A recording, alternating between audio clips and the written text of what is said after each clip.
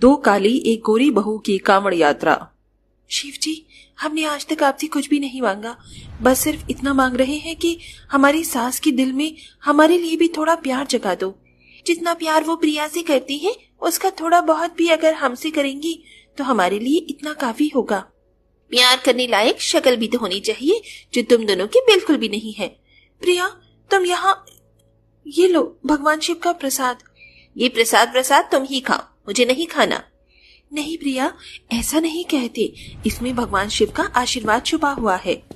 क्या हुआ प्रिया बहू, क्या कह रही है ये दोनों तुमसे सुबह सुबह? मेरी बहू को परेशान करना शुरू कर दिया।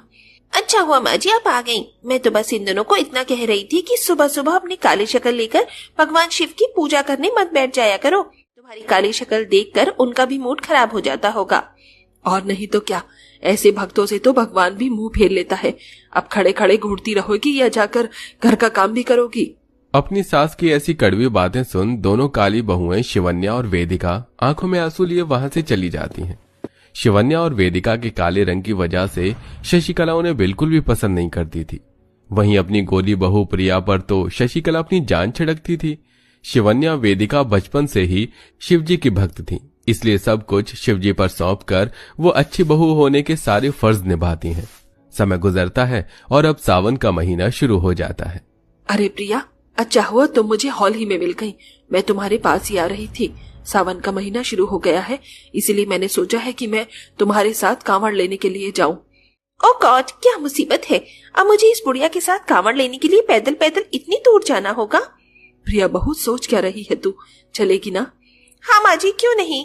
प्रिया इतना बोलती ही है कि तभी वहां दोनों काली बहुएं आ जाती हैं और कांवड़ वाली बात सुनकर, माँ जी, क्या हम भी आपके साथ कांवड़ लेने के लिए चल सकती हैं? हमारा काफी सालों से मन था कि हम कांवड़ लेने के लिए जाएं। शक्ल देखी है तुम दोनों ने अपनी, बड़ी ही कर लेने के लिए पता चले तुम्हारी इन काली काली शक्ल को देखकर दूसरे कांवड़ वाले ही भाग जाए। माँ जी, ले चलते हैं ना इन्हें। अगर चलेंगी तो वहाँ पर हमारे बैग्स उठाने और सेवा करने की काम तो आएंगी। वैसे तो ठीक कह रही है बहू, चल लेना तुम भी हमारे साथ कांवड़ यात्रा पर। चल प्रिया बहू, मैं तुझे कांवड़ यात्रा के लिए शॉपिंग करवा कर लाती हूँ। शशिकला अपनी गोरी बहू को एक बड़े से मॉल में ले जाती है और उसे नारंगी रंग की सुंदर साड़ी, चूड़ियां और कई सारा सामान भी दिलवाती है। वहीं बेचारी काली बहुएं तो कांवड़ यात्रा में जाने के नाम से ही खुश हो जाती हैं और कांवड़ ले जाने की सारी तैयारियां भी कर लेती हैं। ऐसे ही थोड़ा समय बीतता है और आज शशिकला अपनी दोनों काली और गोरी बहू के साथ कांवड़ यात्रा के लिए निकलती है। माँ जी, कांवड़ यात्रा पर तो पैदल जाते हैं ना, तो आपने ये गाड़ी क्यों निकलवाई है? तू क्या चाहती है कि मैं इतनी गोरी बहू को कांवड़ यात्रा के लिए पैदल पैदल इतनी दूर ले जाऊं ताकि उसके पैरों में छाले पड़ जाएं और उसका रंग भी तुम्हारी तरह काला हो जाए? तुम जैसे गरीब लोग पैदल जाते हैं, हम जैसे अमीर नहीं, समझी? लेकिन जो चीज जैसे की जाती है उसे वैसे ही करना चाहिए, कहीं भगवान शिव तुमसे नाराज ना हो जाए। दोनों काली बहू की बात सुन प्रिया का मुंह बन जाता है और वो जल्दी से अपनी सास के साथ बैठ कांवड़ यात्रा के लिए निकलती है। जहां एक तरफ गोरी बहू गाड़ी में एसी की ठंडी ठंडी हवा खाते हुए कांवड़ यात्रा को कर रही थी, तो वहीं बेचारी दोनों काली बहुएं धूप में नंगे पैर चलते हुए कंधों पर कांवड़ का बोझ लिए अपने कांवड़ यात्रा को जारी रखती हैं। बड़ा ज्ञान दे रही थी ना मुझे, अब बताती हूँ इन दोनों को। गाड़ी में बैठी प्रिया अपने पर्स से एक रुमाल निकालती है जिसके अंदर ढेर सारे छोटे छोटे कंकड़ होते हैं और वो जानबूझकर उन कंकड़ को गाड़ी की खिड़की से बाहर फेंक देती है, जिसके चलते अब वेदिका और शिवन्या जैसे उन कंकड़ों पर पैर रखते हैं तो उनके पैर से खून निकलने लगता है। अचानक हमारे पैर के नीचे इतने सारे कंकड़ कैसे आ गए? बहुत दर्द कर रहे हैं पैर, लेकिन अगर रुक गए तो हम पीछे छूट जाएंगे। वेदिका, थोड़ी हिम्मत करो, हम इसे हार नहीं मान सकते। दोनों काली बहुएं एक दूसरे को संभालते हुए कांवड़ यात्रा में आगे बढ़ती हैं। वहीं ये सब देख गोरी बहू मन ही मन काफी खुश होती है। अब देखो, तुम्हारी ये कांवड़ यात्रा को मेरे नरक यात्रा में ना बदल दिया तो मेरा नाम भी प्रिया नहीं। कई घंटे तक लगातार कांवड़ लेकर चलने की वजह से दोनों काली बहू की गर्मी से हालत खराब होने लगती है और प्यास के मारे उनका गला भी सूखने लगता है। शिवन्या, बहुत प्यास लग रही है, गला बिल्कुल सूख सा गया है। माँ जी, बहुत ज्यादा प्यास लग रही है। वेदिका की बात सुन गाड़ी में बैठी प्रिया जानबूझकर गाड़ी रुकवाती है और अब अपनी सास के साथ दुकान से लेकर ठंडा ठंडा जूस पीने लगती है, जिसे देख दोनों काली बहुएं, माँ जी बहुत ज्यादा प्यास लग रही है, थोड़ा पानी पिला दीजिए। माँ जी ने यहाँ क्या कुआं खोद रहा है जो पानी मांगने के लिए आ गई? और नहीं तो क्या, मेरी कोरी बहू बिल्कुल ठीक कह रही है। थोड़ी देर और प्यास बर्दाश्त कर लो, आगे जाकर शिविर से लेकर पानी पी लेना।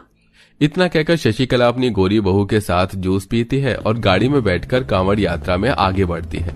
वहीं बेचारी दोनों काली बहुएं मन ही मन शिवजी का नाम लेते हुए अपनी प्यास को भूल कांवड़ यात्रा को जारी रखती हैं। माँ जी, कार में बैठकर भी मुझे ऐसा लग रहा है कि जैसे कि हम लोग बैलगाड़ी में बैठे हैं।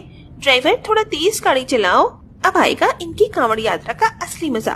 बड़ा शौक था ना कांवड़ यात्रा में आने का।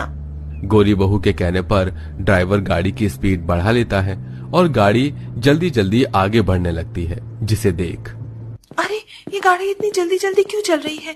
ऐसे तो हम पीछे छूट जाएंगे इनसे, हमें जल्दी जल्दी चलना होगा। अब दोनों काली बहुएं कांवड़ लिए अपनी सास की गाड़ी का पीछा करती हैं। वहीं शीशे में उन दोनों काली बहू को गाड़ी का पीछा करते हुए प्रिया देखकर मन ही मन काफी खुश होती है। कई देर तक गाड़ी तेज भागने के बाद प्रिया गाड़ी को स्लो करवा देती है। इतनी देर भागते भागते दोनों काली बहू की हालत पहले से काफी ज्यादा खराब हो जाती है। हाँ, हमें और नहीं चल सकती। मैं भी नहीं, थोड़ी देर यही आराम करना होगा।